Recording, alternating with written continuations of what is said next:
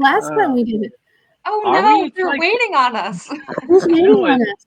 Wait, what time is? Oh yeah. Okay, my time. My Oh, clock. it's 7:32. Well- Hello. Hi. Hi. We're live. Hello.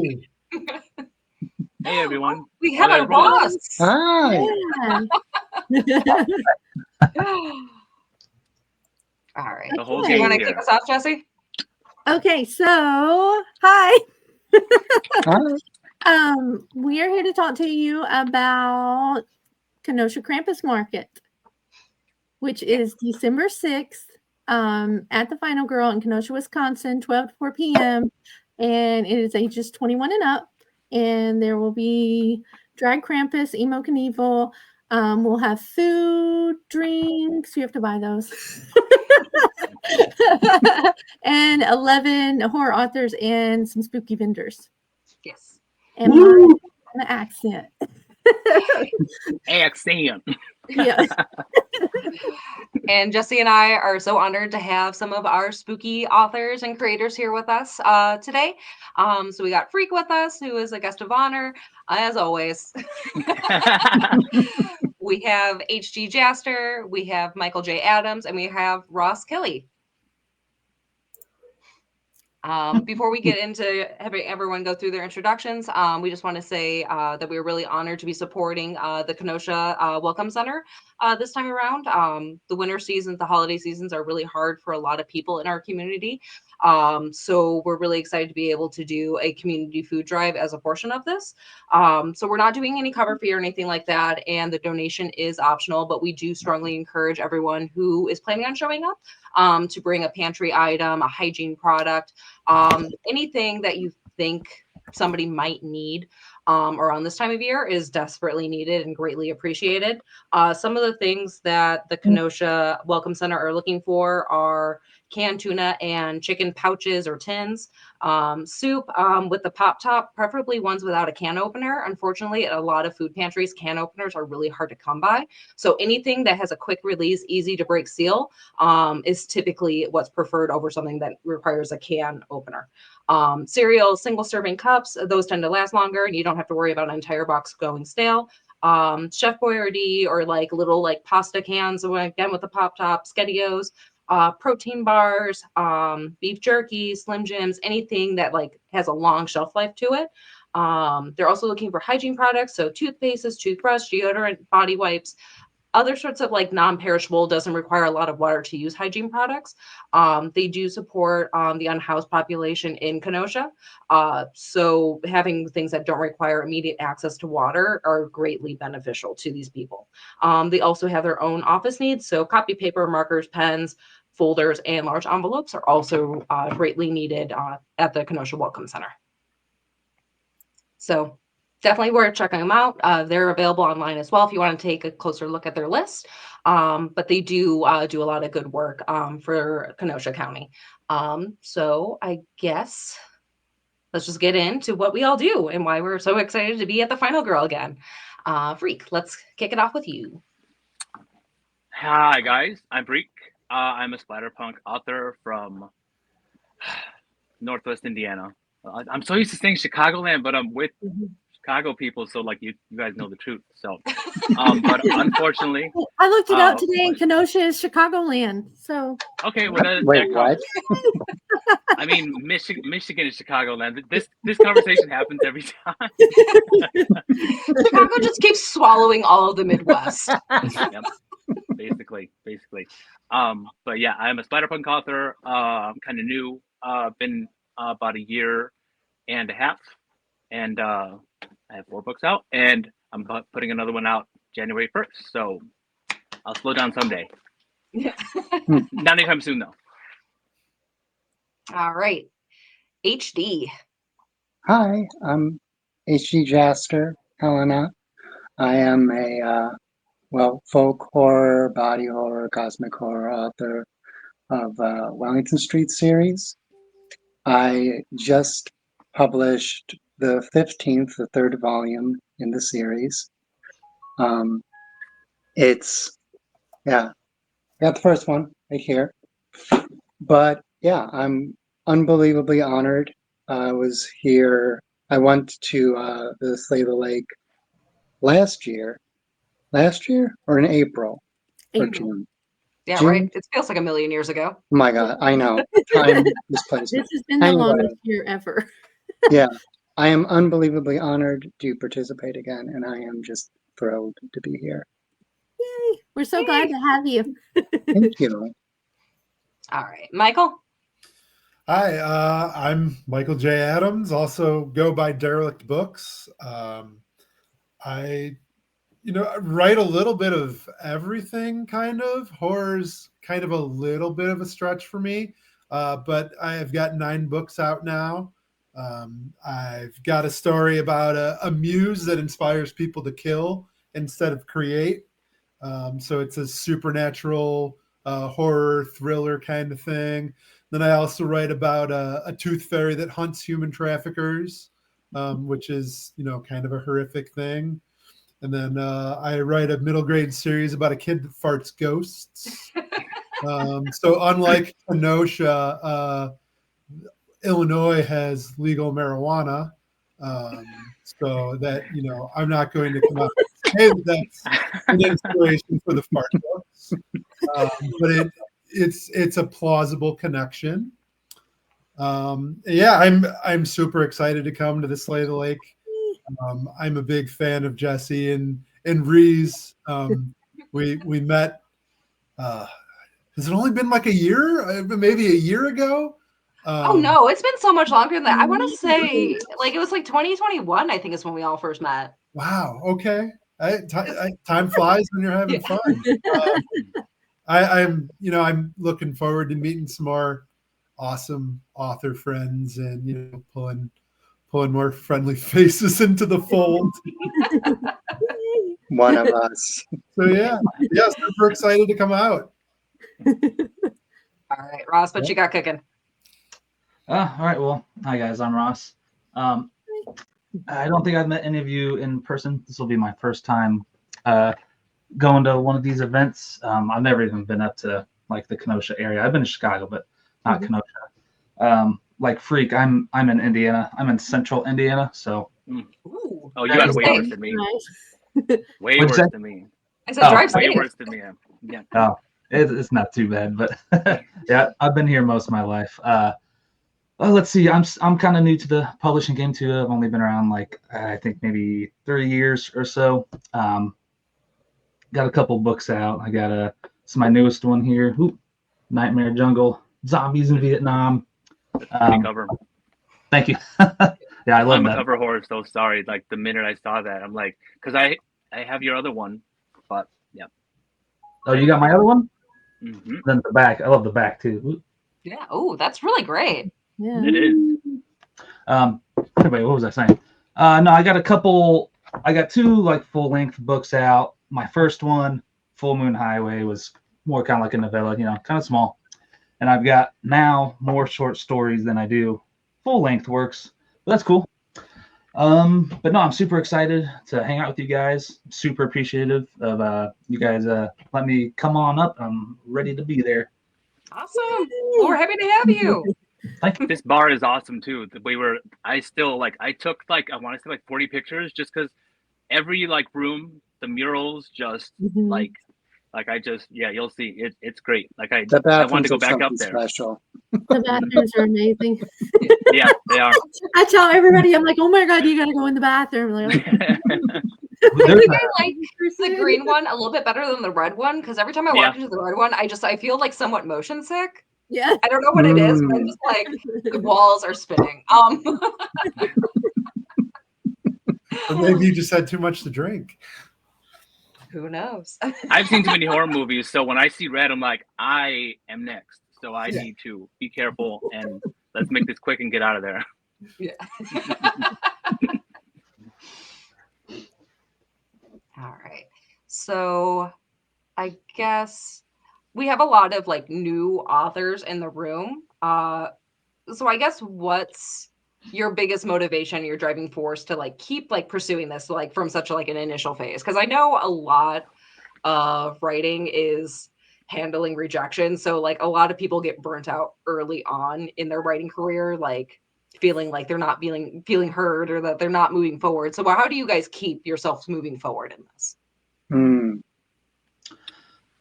I go first just because I know I'm going to be the freak here, because we already last time we discussed that, like, I'm new.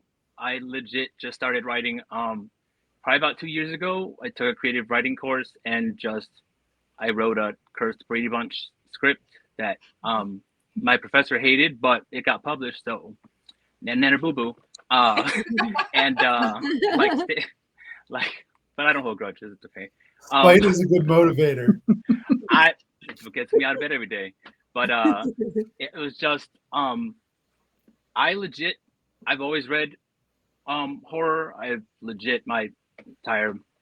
built my personality off mainly, and there was stories I was reading that I enjoyed, but I'm like, it's missing something. Like, there's a niche that isn't filled, and a big part of that is LGBTQ representation. Like, I was tired of seeing gay characters as, like, the side act, just the cliche in the corner. So I said, I'm gonna write the gayest shit ever. Then that's like one of my slogans. So I started out writing a drag queen giallo that's literally nothing but queer characters, and just I ran from there. And then I did a lesbian nunsploitation story. Just said the opposite of drag queens is lesbian nuns, so why not go there? And then I did this. Me and my friend Asher Dark did a book. Hold on, plug. And I drew that too, because I had to show my face that I drew, because that's me. And it's legit. It's a bisexual representation where we're both dating Dorian Gray, who's a man whore, and we find out in the club. The book is called "In the Club We're All Monsters," and so I'm just trying to show that it's really not hard to just write real characters where it's like they're not their sexuality, it's just them being themselves. So the story I have coming out now is called Curse Me By Your Name, and it is about Bloody Mary, and is an office rom-com, but 36 people die. So it's just one of those, like, what would happen? Yeah, like, what would happen if Bloody Mary, like, she has an office job, like, when she's done massacring bathrooms full of children, she still has to go to work. So she comes back in she comes back in the office, and the tooth fairy just microwaved fish in the microwave. So like it's very much just, there's lots of, like, their boss is the Baba Yaga, so it's just, I kind of accidentally made this little world of, like, it's lots of office humor, and there's asexual, aromantic representation where, again, I just want to kind of see, okay, what else can I do to show that these people exist and make it more normalized, because this is normal people. So that's basically just what I'm still going to write the gayest shit ever. So that's what I plan to do, and I'm sticking with it. Nice. I guess I'll go next. Okay. So for me, I've always had a deep love for monsters in all of their terrible forms. And when I would read stories, I would rarely find something that scratched the itch I was looking for. The monsters would look a little too human. The violence would be a little too artistic. And I think when you're writing, the most important thing is just doing what you love, what you do uniquely. It's not as important to be, you should never be comparing yourself to, like, other authors. That's a terrible idea, because you're never going to be like anybody else. But, for me, I needed to write things that made monsters beautiful and terrible and cruel, but somehow also terribly normal all at the same time. And when you ask the question, what is it? How does somebody keep writing? It's literally, you need to remember that everybody is somebody's favorite author, and that it may take a while to find those people who really love what you do, but the people are out there. People have an insatiable love for horror. And so, at least for me, the most important thing is just to keep writing. And it's hard because sometimes you feel discouraged or you have good days and bad days. But I think that horror is beautiful because it's full of diversity and weirdness. And I think far too many people, they let that it sucks voice kind of dominate themselves. But, you only ever feel confident by continuing to write. And you always feel like there's always just one more story to tell. And so long as that's true, you'll keep on going. Eventually you'll find the audience who's looking for you. Yeah. Anyway, Good. that's what That I was do. really beautiful. It Thank was. you. It was not rehearsed. Oh, good. From the heart. Yes. Thank you very much. Yeah. So, from my standpoint, and this is, this is kind of my background. I was always kind of I'm not the typical man's man. Don't like sports. I like baking. I like doing arts and crafts. I've played Dungeons and Dragons for 30 plus years. Oh, the strength. and the juxtaposition between Dungeons and Dragons and then getting stuck into the stupid adult world where you've got a family and a full-time job and responsibilities that prevent you from playing make-believe for 12 hours every Sunday sucked.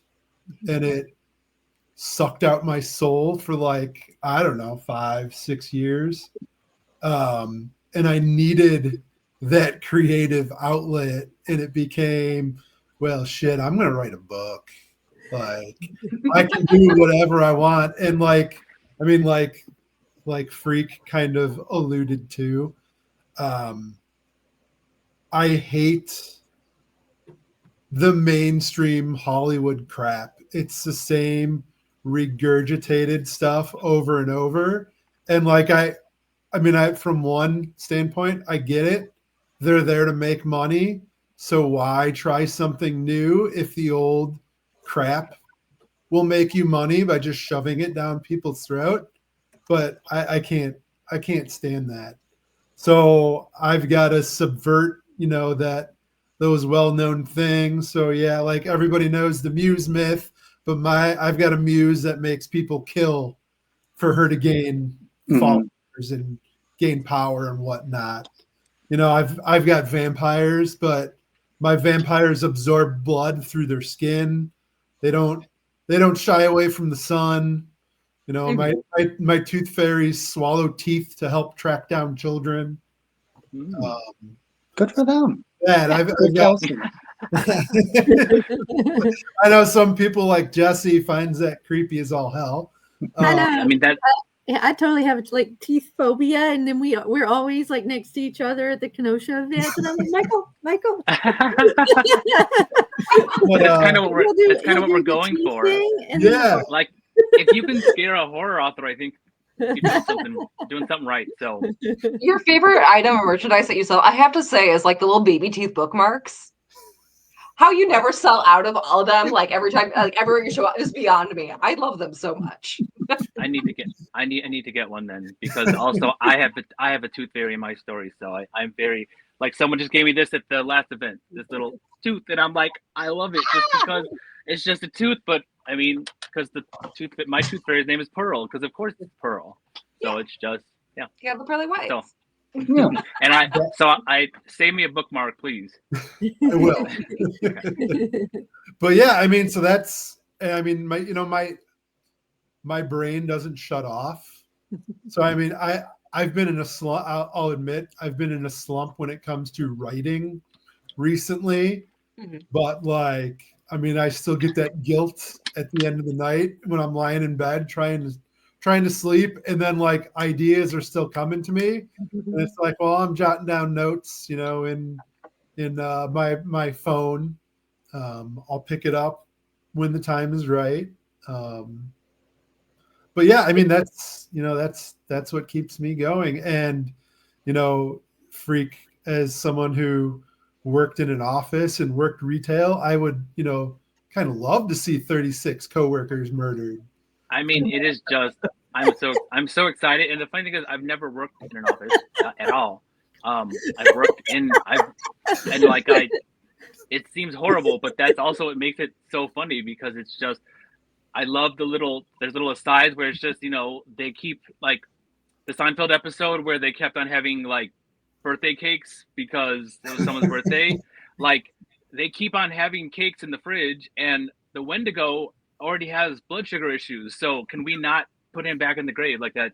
They have Zoom calls with like La Llorona, and Candyman never shows up because he went Hollywood. And it's just little dumb stuff like that. But it's just, I think what everyone has kind of said is just, this is how my brain works. It's weird. I understand that. I've learned to appreciate it and make some money off it.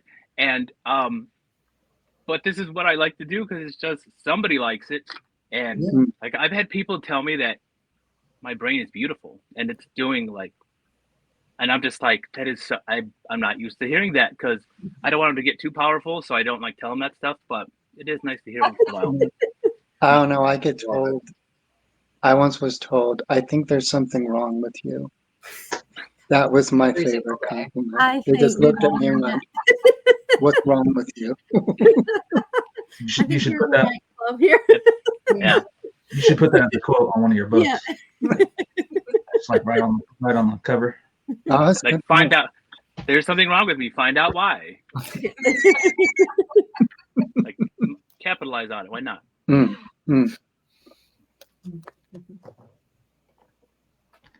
Go for it, Ross. Oh, okay. Well, for me, I kind of got into it. So I wasn't a big reader as a kid. I always had a bunch of books and comics and stuff, but I was like one of those little kids. I was like, I'm just going to look at the pictures and I'm not going to read this junk, because I knew how to read. I didn't want to, I guess. I played with a lot of toys. I watched a lot of horror movies, thanks to my dad growing up. But it wasn't until like freshman year high school that I actually like started reading a lot, maybe like 8th grade. But then like I couldn't stop. Reading. I read primarily horror and like fantasy, maybe some like action stuff too. But I would just like every class period, math or study hall, I'd be reading, probably not doing the work I was supposed to be doing. And then like, I think it was probably like right after high school, I was like, oh shit, you can do a living doing this. Like, you can do this and make money. And like, so the goal is like, do something you love, right? Like, I have a day job, probably like most of y'all. Yeah. I'd probably rather not be doing, but try to make this stuff work. But now, yeah, I didn't start seriously trying to write until my early 20s. And I'm 35 now, and I've only been published for like 3 years. So if that tells you anything, it is it's a marathon. It's not a sprint. So that's what I would tell people if they're feeling like burnt out or something like that. Just keep at it. Like you guys said, keep writing. I would say if, I think social media hurts people a lot. Like, maybe just turn off social media for a little bit, take a break and just focus on you, focus on writing. If you're not having fun writing, that's an issue. So I would say, turn some of that background stuff off and find the fun again. Mm-hmm. Make sure you're having that fun, because that's ultimately what it's about. And I think when you're having fun writing, that's when you're going to see your best work. So that's what advice I would offer people. Like it. Yeah, That's good. that's good information. Thank you. I mean, I write, I think, more emotional, like things that are emotionally charged with an emotional core. So the way I describe it to my husband, I'm like, I'm not having a good time unless I'm in tears. And he was like, that's intense. Have a great day. If that's your version of fun, though, stick with that. I would say stick Yeah. with it. But he's like, I'm just going to close the door so you can sob quietly in the other room.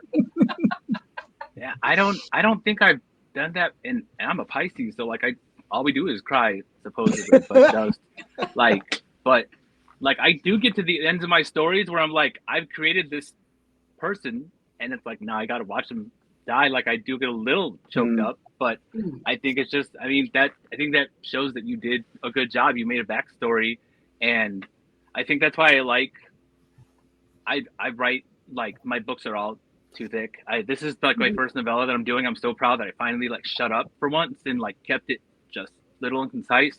Because Sesame Timbers was like 300 pages, and I'm like, I mean, I'm glad to the people that get through it. You know, I ties you with lesbian sex, but you know, there is story to it, and it's very, there's a lot of it. Like, I somehow addressed deeper stuff kind of like on accident, but that's why I kind of like Spider-Punk more, where it's like, yeah, there's gonna be blood and guts and people getting their faces ripped off, but for a reason. Like there's a motivation to it. So just but I get it. I just I haven't really done like the really heavy dark, but I actually have to do I got invited to an antho about addiction, so I'm doing a story called No Pain No Gain, which is basically about a bodybuilder who is getting ready for a show, and I'm gonna have to go really dark because it is going to be like, the opening is going to be like, you know, it's me versus me, and you know, it's going to be just showing a different side, but I know how it's going to end, and it's going to like kill me, so I'll probably be the one crying in my little office when I do that, but I'm prepared for it. But that's why I'd rather just write about, you know, drag queens and Ronald McDonald and, you know, stuff like that, but just to show range, like I can be, you know, emotional too. There's room for both things. Yeah. That's what I'm about going balance. for. Yeah. So does everyone start off with like a theme or like an idea, or how do you guys discover it is what you're saying in your work when you guys are sitting down to like write a story?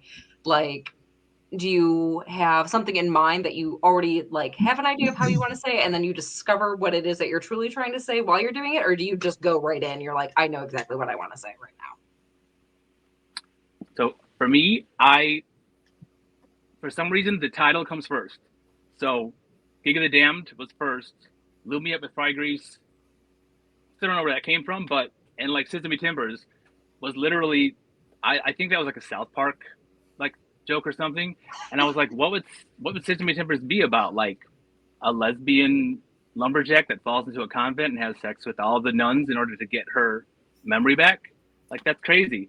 And then now it's a 300-page book. So like, that's just so the title comes first. Then I think about the cover because I'm a cover whore. So like Gig of the Damned, I knew I wanted to do, I mean, shameless plug, I wanted to do a drag queen getting her head stepped on. Like I pictured that, and that's literally what wrote the story for me. So just, yeah. And then I basically from there, I think I'm like a half and half outliner pantser. Like I'll just, I write very like cinematically, and I like the old vintage horror. So like back in the day when the first page, you would get a little snippet of, I think they call it the epigraph, where you get a little snippet of something that's going to be happening like around the climax. So all my stories have that. So I write like that crazy scene that you walk in on, like what the hell is going on here? And then I jump into the story. So I kind of picture that. I write that out, and then I'll write the first couple chapters, and then I'll start making my outline like, okay, so kill this person here, like, you know, here's the kill list. And then like that's for Gig of the Damned, I literally wrote a kill list out, and then it was just each drag queen dies, they get a chapter, they die, and then the main character, which is Gamble Down Fart, and then back, and it's just that's kind of how my brain works. I'm kind of just learning to go with it, and just that's how it likes it. So just don't fight it, basically. Yeah. So I started off as a short story writer. That's kind of where I cut my teeth. And the Wellington Street series are a series of reports and interviews and the like. So um, I kind of write like I usually have an ending in mind. So I have the title and I have the ending, and I don't necessarily know exactly what the ending is. Um, this won't spoil anything, but Wellington Street 1, I was like, oh, they're going to end up at a sanitarium. Like I know that's the end goal, and so thankfully I've got a very good memory when it comes to my own writing. Day-to-day things less so, but literature, yeah, absolutely. So it's more of a. I once heard somebody describe it. There's bashers. I think it was Vonnegut. That there are bashers and floaters. So the bashers are like line by line, step by step, and the floaters kind of just are more like dancing through. And I'm much more of a dance. I kind of discover as I go. But the process is usually uh, I have an idea in mind, and then it ends up different by the end, or at the very least in a way that surprises me. So I kind of like when I write, I'll outline as I go along, sort of in my head, but a lot of it is kind of discovering it as the mystery unfolds. So that's not for everybody, but when it comes to individual stories, it's usually like, oh, this is a line that's creepy in my head, or something I sometimes I have a nightmare, and that becomes a story. I had one dream where somebody's their face was gone and their daughter's trying to anyway that they were losing their memory. I'm a caregiver, so memory loss is kind of a big thing, but it was a nightmare where like this daughter's trying to gauge where her father, whose facial features are now gone, like how degraded and separated from his humanity is. And that woke up and I was like, well, I need to write that. So anyway, I think everybody has their own methodology. I think what works for one person isn't going to work for another. And also each story has their own desires and methods as well. So it's variable, but usually I have the ending in mind, and then terrible things happen. And I go, oh, wow, that was a lot worse than I had originally anticipated, but cool. I'm glad you explained what a floater was, because I was not sure where you were going with that, but now I know that I'm kind of a floater. I don't think I would refer to myself as a floater, but I mean, I get it. I like it. Yeah. Well, it's the metaphor was originally describing Beethoven and Mozart, because Mozart was, as anybody who's studied him, was a floater, unimaginably powerful one, but like his ability to his versatility was enormous. Beethoven, though, could he would hone the individual notes down. So yeah, different writers write differently, and that's okay. But yeah, I've always liked that metaphor. Also, I don't know. Anyway, sorry. Go ahead. My brain went right to toilet humor, so just that I'm forever going to be a 12-year-old boy. So but I appreciated the definition a lot more now. So thank you. You're not alone.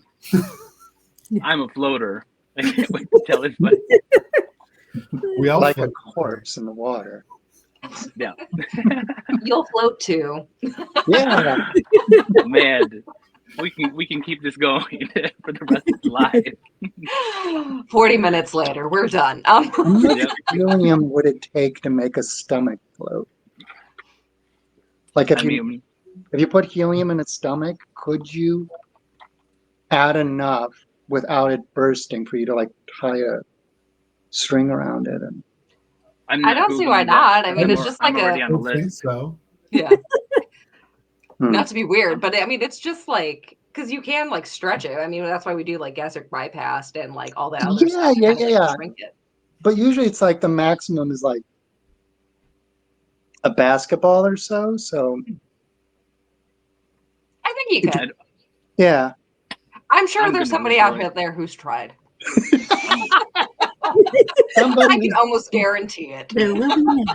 hopefully nobody's watching this stream is like, Signs. you know what? For science, I need I'm to already on a watch list, so it's okay. I was just about to Yeah. say it. Just an empty stomach holds 0.8 to 1.5 liters of air and liquid. All right, up to 4 liters with food and drink. All right, interesting. Hmm. So I just woke up my FBI agent. So that's Oh, yeah, Are you between, there, NSA? It's me, Margaret. between Hi, this and it's a me. 30 I know coworkers, you we're in are. trouble. I'm sure you could get a pig's stomach and test it out. They're often Mm. used as analogs for humans. Yeah, but pig stomachs might be a little too. Hi, Ronnie. Thank you for joining us right now. I'm all for research, but that's a little. If I have to like lay a tarp down, I think that's a little bit too much research for me.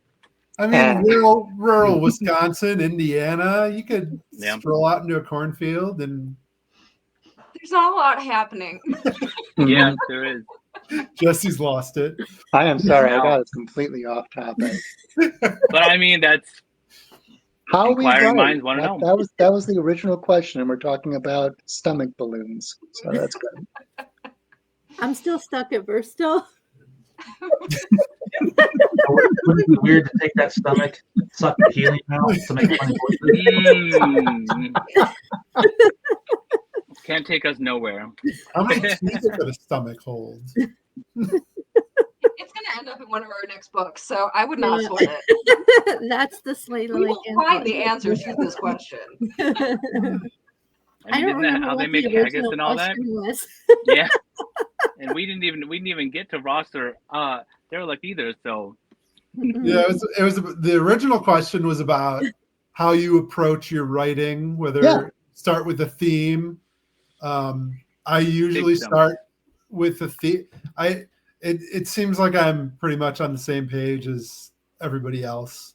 I'm a pantser, a float around with no pants on. I sometimes, I will have a general idea of what I'm writing about, something like kind of central, and then just kind of go wherever the vibe takes me.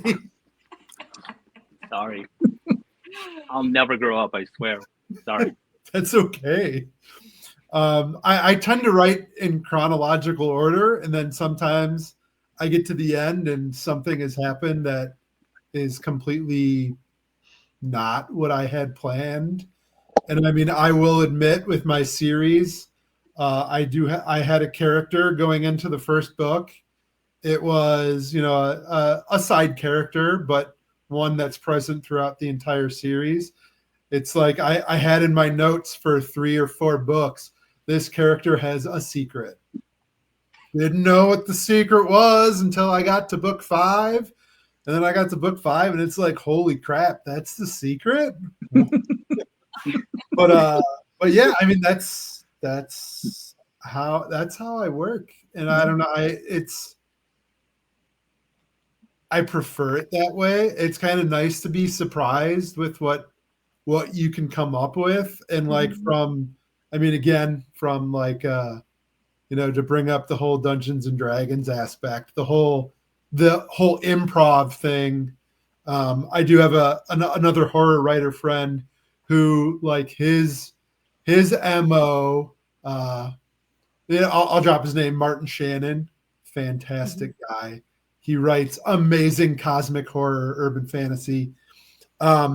His whole thing is, I am going to end a chapter with something that my character can't possibly get out of. And then, okay, my next job is to try to figure out a way to get him out of it.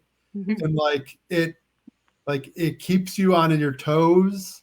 So like not knowing what is coming next, I that's kind of how I live my life. Like, try not to plan too far ahead, because then you can't get too disappointed when things don't go the way you planned. Yeah, that's very good advice. I never would have thought of that, but and it works so far. I haven't gotten into too much trouble, so until it really bites me in the ass, I'm not going to change.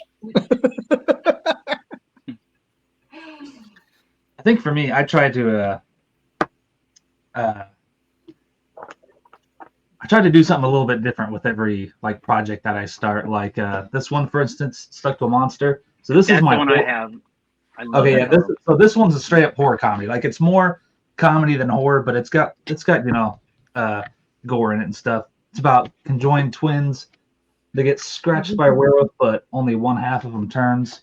But so this one I had the most fun writing. First of all, this one, my first book, the novella. This is just kind of more your straight up werewolf tale. But I had just finished that and sold it to Raven Tail Publishing. And I did not plan on writing like another werewolf book. Like that was the farthest thing from my mind. But I was at work on break, and like this is how ideas hit me. I'm on YouTube, and I can't remember their names for the life of me. But it was the conjoined sisters who had that reality show back in the day. Like that popped up on my YouTube feed, and I was One of their names is Brittany. I know one's Brittany. That sounds right.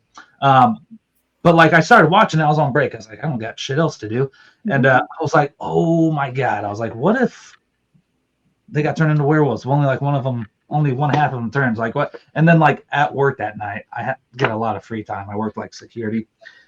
I outlined this whole book in like 2 days. So like case in point, I'm a big outliner.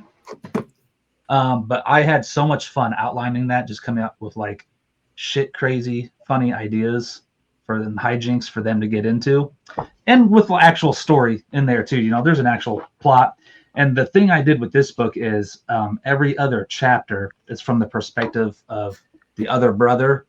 So as far as like the themes and stuff come into play, they're kind of like down out of their luck. Their life isn't exactly going the way they want it to. So, but each of them have different perspectives as far as where they want their life to go. So they feel like they're being held back because they're conjoined, but then, one of them might think, oh, hey, like, don't let that stop us, from doing what we want to do, being who we want to be. So that's kind of how I approach the themes and how I incorporate that into the writing. But like, I try to take my projects differently though. So like my work in progress right now is a coming of age tale, but that one's going to be a big theme on that one is family. And that one, I outlined it. I have most of it outlined, but I tried to keep my outline this time very vague, like even to myself. So that way, when I start like a new chapter, and I also write like in order pretty much. So when I start a new chapter, I'm trying to kind of keep myself fresh. Like I don't even know exactly how this chapter is going to go because I tried to keep that outline vague this time, just to kind of keep me on my toes. Try to, change up the writing process a little bit because I think that's how you grow. Like just change it up every once in a while. Try to do something different and see what your outcome is. So I have to say that concept is just, you don't hear original concepts like that anymore. That's why I bought it, because I was like, never heard of this. That sounds genius. Even just how you said the back and forth is like, I mean, there's only so many, women trapped in someone's basement stories you can read. I always throw shade at that. Sorry. But it's just like, it's just so like, yeah. You have a woman in your basement? Is that why you're salty? We just keep ending up in there. It's like, I don't want to go to anyone's house unless I know it's clean somewhat. So I just don't know how they keep on ending up in there. But yeah, can we get some new concepts here? Like I reward when I hear something brand new. That's why, like I said, like my opening was a drag queen giallo, because like, why not? It's just, I love giallos, and it's like, and they always have, this poor damsel in distress, and it's like, well, what if it's a damsel with a little something extra going on where it's just But like Ross was talking about like what he has coming up next. So anyone else want to share? Jesse, I heard you were editing something. Oh, Mm-hmm. Did I you hear say wrong? editing, I say crying. I'm not. I'm in the murky middle of everything right now, so I'm not really like in a positive place to be speaking about anything at all. I'm more like Pantser Discovery writer, Ruin My Life writer. I've written so many books and published so many books, but I also have like 20 books that are not finished because I'm like, oh, this happens. Oh, I'm so, I like to figure it out as I'm going. I usually have a beginning, middle, and end, but then I have to get there and I don't outline at all. And it makes me cry later. And then I try to do it and then I cry more. And I'm in that place right now, the middle, and I don't like it, but I will figure it out. So I don't know. But right now, I I'm think not. we've all kind of been there. I know a lot of people like don't like outlining, which is cool. Like whatever works for you. I think a lot of the reason I outline is because like I'll come up with a good idea, but like if I don't write it down or something, like I'm gonna forget it, and then I'm gonna get way into the project, and I'm like, oh shit, I forgot to add whatever. So I think that's part of the reason why I just outline. rewrite it. I wish I was an outliner. I try.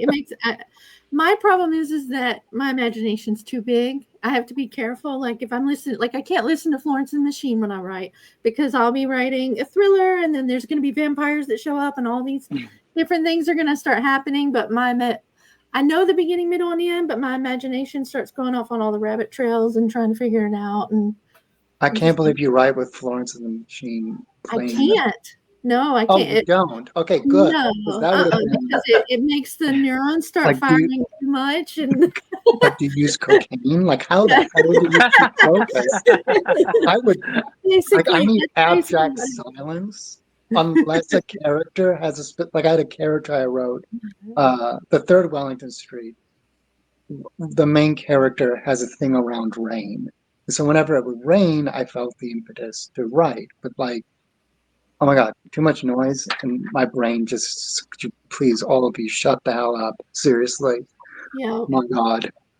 If I get stuck, I always tell Ruth Ann Evans, is one of my friends, and I always tell her, like, when I'm upset and stuck in a story, you're supposed to remind me to go sit in the car and listen to music because I'll figure it out. But I'm not going to figure it out at the computer. I'm going to have to be daydreaming as I'm driving.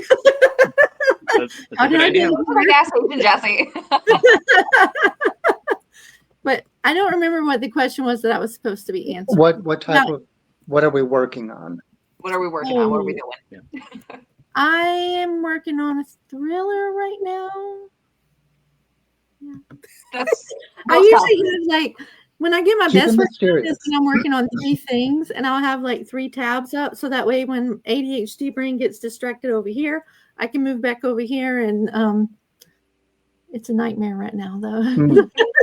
I mean, that's smart though. But yeah, I mainly asked the question because like Jessie knows, like the minute I'm done with something, I'm already sending her screenshots and like my little inner circle. So just I'm not supposed to talk about it, but I have to. I'm so excited. I need someone to read how stupid this is, or if I'm drawing like, or when I'm drawing a new cover, like I'm like, look at her boobs, look how great the shape is. Like I'm so proud. So I cannot keep it in.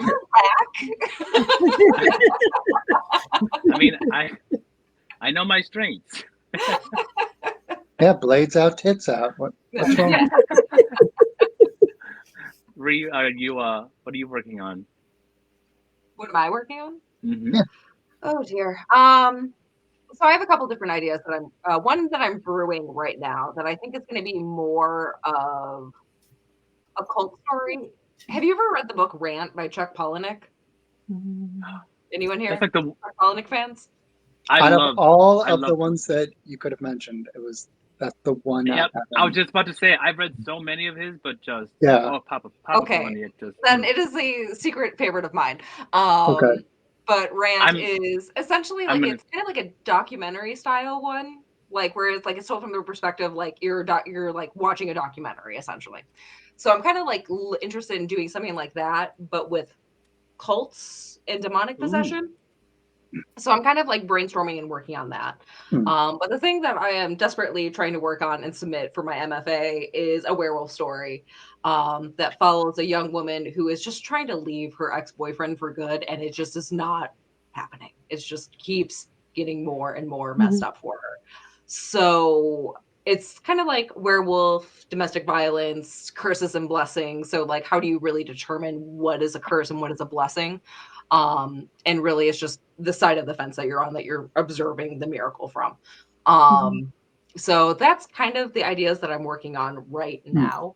And my werewolf story is really taking it out of me. You guys are gonna make in a me have good to way, do a werewolf. or In all ways. gotcha. It is taking it out of me. I'm just like, oh, this poor girl. I'm like, I need to give you a happy ending because otherwise I'm just going to be wrecked. I have not done a werewolf story, so I may have to. You guys are gonna inspire me. I'll have to figure something out. But isn't Like it's Sorry. just like no, I'm sorry. But no, just like I don't like the vampires that are like, I don't care what color your petticoat is, and you know where your cotillion's at. Like I need you to just be like a bloodthirsty monster that's tearing people's throats out. So like my werewolf would have to be a little extra too. So I got to think about that. But if I can go, I literally just woke up today and I wrote this note for Loom Me Up with Phrique season 2 is going to happen soon. It's so like, okay, I love it. It's my baby. And it's like my top, like I put that out, I want to say a year, it hasn't even been a year. And it was limited edition to 250 copies because I'm really trying to not get McSued here. Like I don't want it to blow up because they're going to find me and take all my money. So like, because it's obviously covering people that we kind of might recognize. So but I'm not starting season 2 till the last one sells, but I said that now there's only like 37 copies left. So like we're getting down there. So I'm getting nervous, but I woke up this morning and in my head, I said, McDonaldo. That's going to be like, basically Ronald, somebody, his arch nemesis, AKA like Bizarro. That's going to be like his like arch nemesis who's going to show up because season 2 is called Squirters at Sea. Because, you know, high class. I'm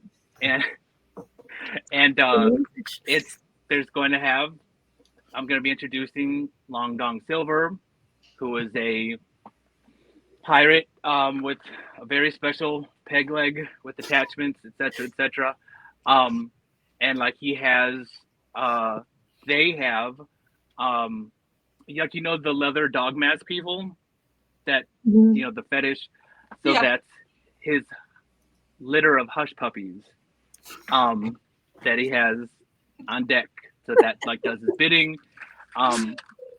We are kind of left at the end of season 1 with like what's happening to Wendy, what's happening to Ronald. They kind of got separated, and so Ronald kind of got thrown out to sea, and just so happens that a mermaid with 2 tails, named Serena, finds him, and kind of like a fucked up version of the Little Mermaid, where I think if it's representing a certain coffee company, that she should be very high strung, like caffeinated. So kind of like a crackhead, but kind of like a crackhead like Ariel, where like, look at all these things I've got. Look at all these dingle hoppers, and she's just very antsy and So I'm having, but so now I'm adding in an arch nemesis, and like the king that we all know, a restaurant with the king in it. His wedding to Dairy Queen got interrupted, so we get to meet Dairy Queen finally, who in my head is a drag queen. So if anyone knows Jimbo the Clown, it's going to be very reminiscent of that, where it's like she's going to be very, this is my special day. So it's this is unfortunately how my brain works. This is how it's all playing out in my head, but it's going to be a lot of fun. I still don't understand how this is the one story that somehow blew up. And it was like the joke one. This is the one that I was just writing Literally, It's always the one- least as Jesse would know, it's always the least likely suspect. Mhm. It's Like, not that that one though. So I think that's probably what's going to be next. But Yeah. Greasy. Michael, you working on anything? Last Tooth Fairy book. I have to look. You guys are gonna. I'm not supposed to buy any more books. I literally am surrounded by books, and you guys are just making me look. I already looked up. Let's see, the other Helen, the other one, and then like I literally have screens open. I'm supposed to be paying attention. I'm already looking you guys' books up. So please Shopping stop. cart is full. That is the danger of coming to these things, but Mhm. it's a good problem to have. It's It's always true. a good time, and it's just If Cyber Monday didn't kill me, you guys are gonna kill me. Hopefully the weather's going to be Hmm. nice. So Yeah. I don't know. I haven't looked at it. I don't want to know. So Yeah. I peeked. It does look like snow, but less than an inch. yeah, but we Okay. we have Oh, snow so that's already. nothing So, comparatively. Less yeah. than an inch? Are you? That's like people of Chicago area. It's like an inch. Yeah, Nothing. that's nothing. Fucking We're Howard. grilling Howard still. numbers. Yeah. Yeah, I saw something. I got like 7 out in front. I live in a cul-de-sac, and the snowplow Hmm. has got it piled up like a good 4 feet by the neighbor's mailbox. Oh, I had to show this morning, and I'm just like, I am too pretty to have to do this. This is ridiculous. This is not where my life should be right now. Ross, you got anything coming up the pipeline? I mean, I got something I'm working on. It's a like a coming of age horror thriller is how I would say it. It's not gonna be kind of like my other work where there's like high body count. This is gonna be like really low body count, but I'm still going for like shit scared vibes. I'm still going for that. But that's still, I'm only like halfway through with that project, so that's gonna be a minute. I have a fantasy short story. So that's the first thing I've ever published outside of horror. That's going to be an anthology that's not coming out till like September next year. So that's also kind of a ways away. But I'm excited about that because I love horror, and obviously like all my stuff right now is horror, and I want to continue to be in horror, but I also would love to dive into like fantasy and stuff like that. So that's exciting. Congratulations. Yeah. thank you. But that's kind of it for me right now. So All right. So I think it's good we're all branching out because I think just as much as I love horror, I mean, I did it off as rom-com. Why not? Mhm. Just 36 people died. That's all. But that's like a little asterisk, you know. Hmm. Yeah. all How are right. we doing on time? We got We're about there. 3 minutes left. Yeah. 3 minutes? Hmm. All right. Yeah. So if y'all like the giggles and everything that we had to offer you here, definitely come check us out at Kenosha Krampus Market at the Final Girl in Kenosha, Wisconsin, this upcoming Saturday, the 6th, from 12 to 4. We're also going to have a drag Krampus, Emo Knievel. We're so excited to have her. We're also going to have I believe it's a Cuban food truck come in, and they'll Papa Zimas that's going to be coming in, preparing all sorts of delicious food. The bar is going to be fully stocked. So come get a delicious drink, come get a cocktail, and come do your Christmas shopping with us. And come see this Yes. awesome bar because I'm legit. Yes. I'm so excited. Like I have to all the things I didn't get pictures of. I'm definitely gonna get this Oh time. my God, I love they have the 13 ghosts, the jackal, I think Yeah. it is, like head I didn't above see the bar. that. Oh, it's What? fucking cool. Yeah. Wow. Oh, I don't know. Like You it's guys- so cool. We have to take pictures too because I never remember to take pictures. So Oh but no, I think it's the background it'll remind me. Is anybody bringing anything like Krampus specific related? I'm trying. I'm waiting. If tracking would update, I'm working on it. I can bring where is it? I mean I my could bring some chains. sure. I mean my Okay. series has a Krampus creature in it, Okay. but I'm definitely gonna be wearing the gayest Christmas sweater I own. Yay! Sweet. I just remember. I have Krampus Hoochie Daddy shorts. I just remember that. I'm gonna have to pull those out in the snow. But You can change thought I your had bathroom. Yeah. I thought I had it on the shelf behind me. I don't see it. I got the little Krampus bell from the Krampus movie. Like my Oh, wife that's bought cool. me. She bought me Oh, like hell yeah. that's pretty cool. I don't know where it went though. I just love that we're such nerds. I feel like I've met my people, so I feel home and seen. I'll be working this week to design some Krampus bookmarks. Yeah. I'm sure. Okay, Sounds that's good. awesome. Hi, Yeah. Scooter. And you're gonna bring the creepy teeth one. Yes. Yes, I'll bring teeth some ones. creepy teeth. I'll bring my tooth necklace. And I'll bring my Yuletide creepy cards. So I'll have my Krampus card, my Icelandic Yule Cat, and then I'll also have my Mary Lloyd. So if you want to learn some more about our haunted holiday traditions, I'll have those with me. Nice. I love the Yule Cat so much. I have a story coming out called Crossing Paths with the Yule Cat. So Ooh, that's so good. that's I hope they that's wore their Jarvis nice update. sweater. I love it. Okay. Well, I guess we will see everyone on Saturday, Yes.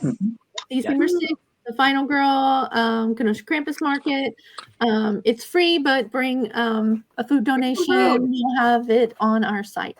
Yes. Our Welcome Center is who's going to be receiving them. So if you want to check them out, visit their website. They'll have a list of everything that they're asking for this time of year. Yeah, and thank you to the final girl for hosting us again. Yes. Thank you, Mhm. Sophie. Yes. Bye. All right, bye, Thanks. guys. All right, Bye. bye guys. See you Saturday. See you. Love you guys. Take care. Okay.